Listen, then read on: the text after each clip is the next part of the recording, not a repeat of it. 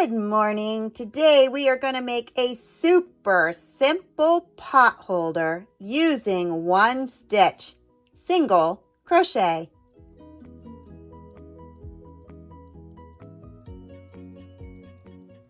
My name is Deb from Just Do Something Homestead, and this is one of the first things that I made when I learned how to do single crochet.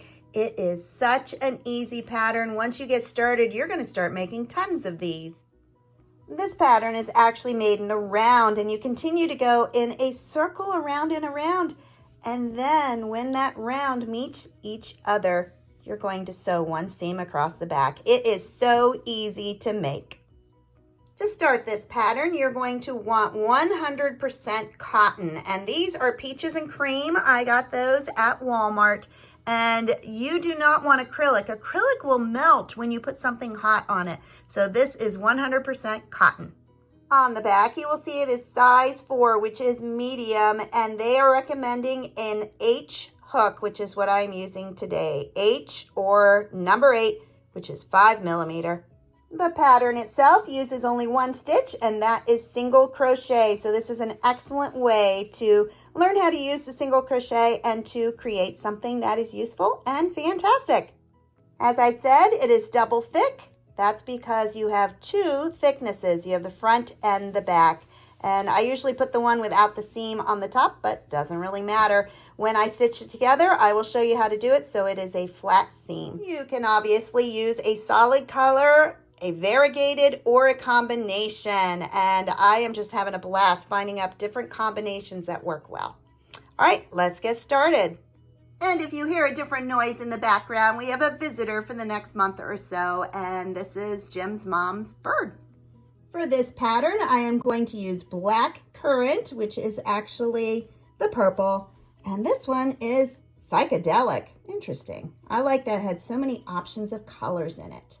And honestly, the hardest thing about using this cotton is finding the center. I have a horrible time, and I end up just pulling out a glob, and yep, I think that's going to happen today. So, oh goodness.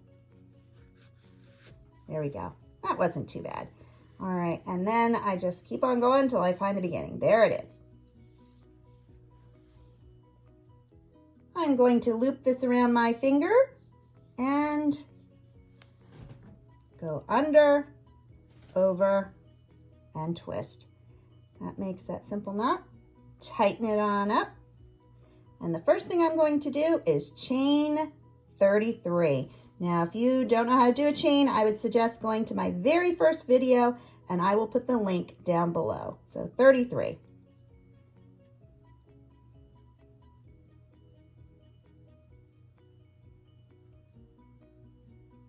It's a pretty color.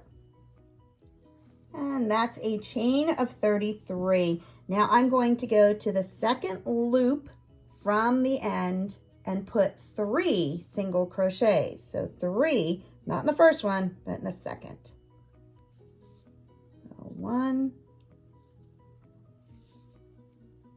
2, and 3. Put those all in that first loop. Just like that. Now, the rest of these loops on your chain, I'm going to put 1 in each one, and don't do anything to that last one till we get there. So 1 single crochet into each one. Now, if you don't know how to do the single crochet, again, look at that link that I put at the bottom of this one. But basically, you're just going to go into the loop, grab that yarn, and pull it through. So I'll show you another one. And that is really what this entire pot holder is single crochet.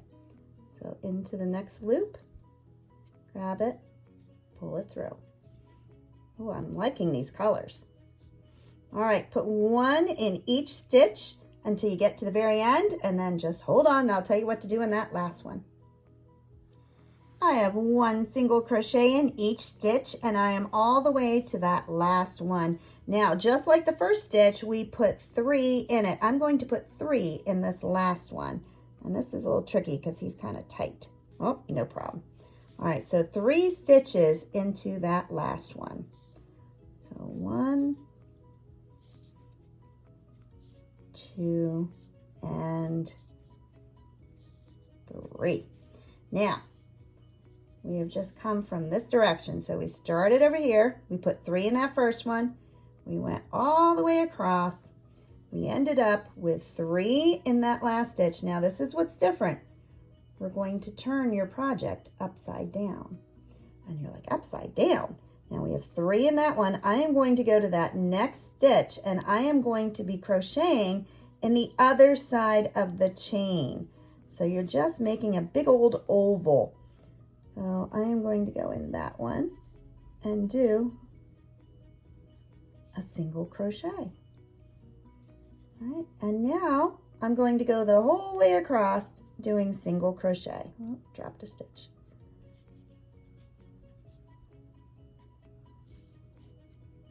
Just like that. All right, so go the whole way across, putting a single crochet in each stitch. Now we started here, we went down, we turned around, and now we're coming back. Now I'm coming to where those original 3 single crochets were. So I am going to look for the double loop because we know it kind of looks like a sideways V. And now it gets super simple. Now it's going to be kind of tight on the ends for a while until you get going. But I put a single crochet in that one. Then I go to the next stitch, put a single crochet, and you want it tight because you want it to curve. And then there was the 3rd single crochet we had put in there. And now we're just going to keep doing that around and around and around. So 1 single crochet in every stitch, go the whole way across, turn it, 1 in each stitch, and go the whole way across. So now you're just determining what kind of pattern you want to do. Now this one's a little bit different because you look at this and you see, well, there's 2 rows, so I want it 4 rows. Let me show you what it looks like on a finished product. All right, so right here was the first row. If you look, these stitches are facing that way and these stitches are facing this way. So this is that beginner row that we started with.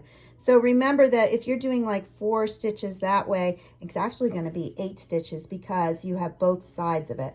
So just determine how wide you want to make it. There is no right, there is no wrong.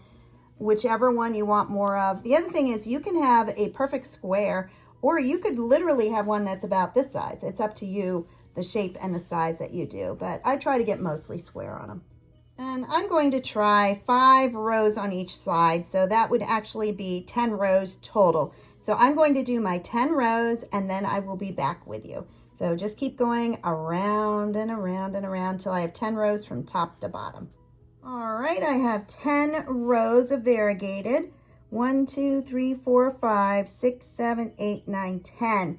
And as you see, the rows are starting to curve. So they are starting to go upward on the sides. I am going to change the color at this point.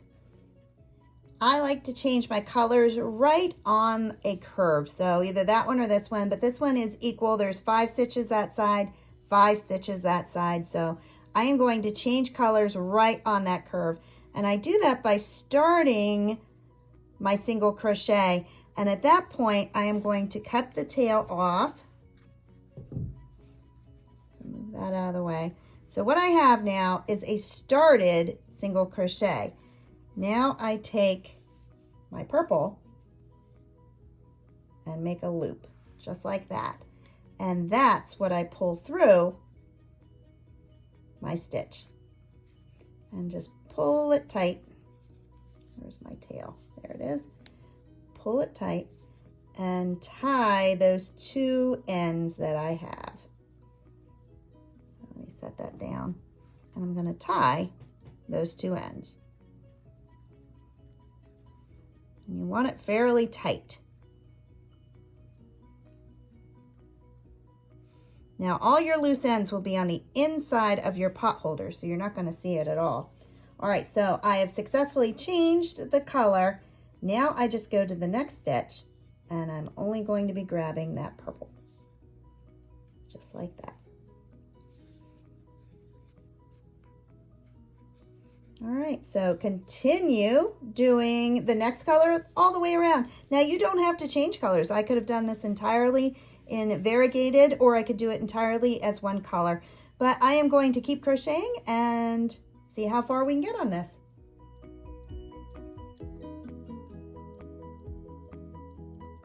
All right, as you can see, it is starting to get closer and closer to where those ends meet, and I am going to switch colors back to the multicolored one, and I am at one of the points again. I've moved it over a little so it's more towards the center. And so I am going to start a single crochet, cut my yarn, and make a loop back with the same color I was using. Pull that through and then tie the knot, and that knot is what's going to hold it tight. All right, I have the new yarn attached, and I'm just going to continue where I left off. Now this pattern, as I said, you're just going in circles, so you go around and around, just like that. And when you get to the other side, it's going to look like this. So you're going around, and then it's going to fold inside, and when they meet, you know you are finished. I have finished going around and around the top until I have something that looks like a bag. And this is where you're going to measure here, take half of that measurement. That's how tall you want it to be. And as you notice, I put my last stitch right in the middle of it. That's because you're going to lift it up, and then you're going to turn it and fold it over. That is how you make the pot holder. So it gets folded in half, just like that. Now, the stitch that you had in the center is now on the end. And so I measure how much yarn I need by pulling it across and back and over again. And that's about where I cut it off. That's how much I'm going to need to stitch that seam closed. To finish the seam, I'm going to use a yarn needle. Now, a yarn needle has a very large eye so that you can get the yarn into it. And right here, this is that last stitch that I did. I am going to pull that entire yarn through it that I cut off, the one that's really long, just like that. All right, and so that is tied off. What I like to do is rotate this. So I'm going to turn it around so it's facing this way. And the next thing I'm going to do is put the yarn through the needle. Let's see if I can get that on one try. Sometimes they can be hard because yarn separates just like that. Try again. If not, I will make it a little bit shorter.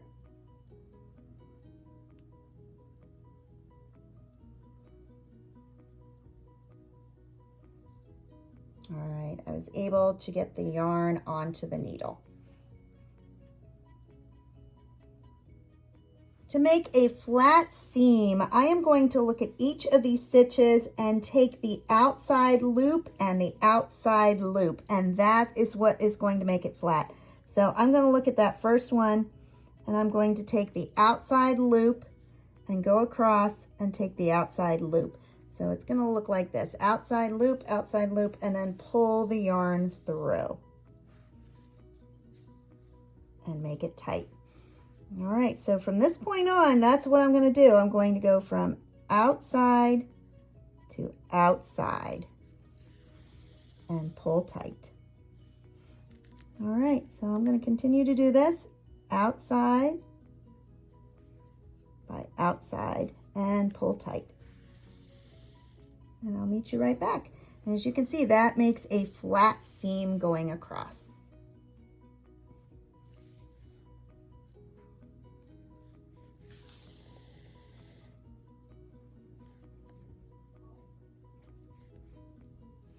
All right, I have made that seam going across my pot holder. I am now at the end, and I am going to make a simple knot, pull it tight, and then weave it into my pot holder. So make a nice tight knot. And there's one loop. I like to make two. Now with a metal needle, you can give it a good tug. If I was using a plastic, I wouldn't do that. I'd probably end up breaking it. All right, so I have a good knot in there, and I am simply going to stick it into the pot holder and come up any place as long as it didn't go through. Give it a tug and cut it off.